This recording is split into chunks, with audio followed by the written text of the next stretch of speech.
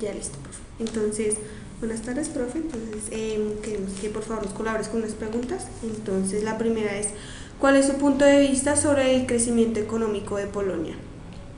Eh, Polonia, también como la República Checa, y algunos de los otros países de la antigua cortina de hierro, son países que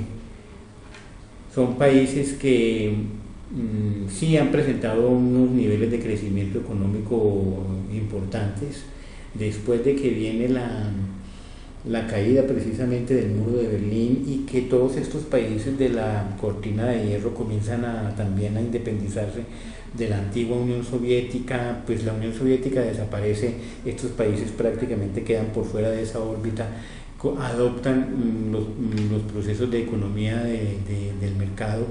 Unos lo hacen muy bien y otros no. ¿Quiénes lo hicieron bien? Los que lo hicieron bien fueron los países que no aceptaron la asesoría del Fondo Monetario, empezando por la misma Rusia. El caso con Rusia fue un caso lamentable, dramático, y Polonia afortunadamente lo logró hacer bien, y sí, ha tenido un crecimiento económico que lo pone entre uno de los países más importantes de la Europa del Este. Listo. Bueno, la segunda pregunta es, ¿cómo podría resumir su cultura? Bueno, Polonia también, como la mayoría de los países de la Europa del Este, no todos, primero que todo es un país de cultura eslava. Son países de cultura eslava, pero pues como se da también en otras regiones del mundo y con otros casos de fenómenos culturales, hay diferencias marcadas por fenómenos históricos. Una diferencia que tiene Polonia con los países de cultura eslava es que es un país profundamente católico, ¿sí? Pero es un país relativamente culto, un país con una historia supremamente llena de acontecimientos. Ha sido un país supremamente golpeado por la historia, no solamente por los nazis. En la Primera Guerra Mundial también fue muy golpeado por esta guerra. Luego vino la invasión nazi, no solamente la invasión sino la ocupación, y luego vino la ocupación soviética.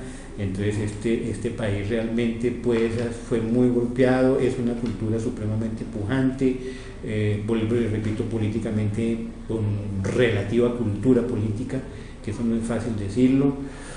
Y dieron un papa, ¿no? Precisamente, ¿sí? Muy bueno. ¿Qué tanta influencia tiene el gobierno en la economía de Polonia, profe? Es relativa porque precisamente pues estos países, al adoptar la economía de mercado, ustedes saben que lo que manda el catecismo de hoy es que el Estado no debe intervenir. Sin embargo, aquí el gobierno ha tenido que hacerlo para poderle dar un rumbo más sólido y más estable al manejo de la economía, ¿sí? Y eso ha variado. ¿Por qué? Porque desde que inician estos países esa nueva etapa que viene desde los principios de los 90 para acá, 92, 93, pues ha habido cambios, ¿no? Es decir, el péndulo político ha virado de un extremo al otro, o de un lado al otro, no digamos de un extremo al otro, y entonces han venido gobiernos de tendencia liberal, y ustedes saben que los gobiernos de tendencia liberal o de izquierda en lo político son intervencionistas, mientras que los gobiernos de tendencia conservadora o un poco más hacia la derecha son menos intervencionistas. Entonces, pero el papel sí ha sido importante porque ha sido de todas maneras un papel que ha propiciado y ha abierto los espacios para que la empresa privada pueda desarrollarse, pueda consolidarse. Bueno, y por último, ¿piensa que Polonia puede ser un país emergente? Yo creo que sí. Me parece que Polonia y otros países de la Europa del Este podrían considerarse como dentro de ese grupo de países emergentes que se está generando ahora, aparte de los BRICS, ¿no? Porque yo creo que los BRICS sí son un caso aparte. Cuando estaban Brasil, India, China y Rusia, eran como más parejos porque son países grandes. Ahora entró Sudáfrica, pues desde luego es una economía muy dinámica, es muy cierto, pues el señor Gino O'Neill sabrá por qué lo ha incluido y efectivamente tiene sus razones, pero sí noto lo noto como disparejo. Pero yo creo que Polonia y otros países de la Europa del Este que no menciono en esta entrevista, ¿cierto?